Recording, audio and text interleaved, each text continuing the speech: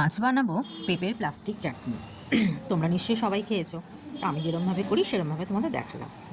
প্রথমে কড়াইতে খানিকটা জল নিয়ে জলটা ভালো করে গরম করে টকবক করে যখন ফুটবে তখন আমি চিনি দিয়ে এটাকে যে যতটা মিষ্টি খাও একটা রস করে নেবো ফুটিয়ে ফুটিয়ে। চিনিটা যতক্ষণ না গলবে নাড়তে থাকবো, নেড়ে নেড়ে পুরো একদম চিনিটাকে গলিয়ে দেবো। দিয়ে দিকে আমি পেঁপেটাকে গ্রেটার দিয়ে এরকমভাবে তুলে রেখেছি। কেউ পাতলা পাতলা স্লাইস করেও কাটতে পারো, যে যেমনভাবে করে। আমার মনে হয় এটাই আমার সুবিধা, ওই জন্য আমি এরকমভাবে করে রেখেছি।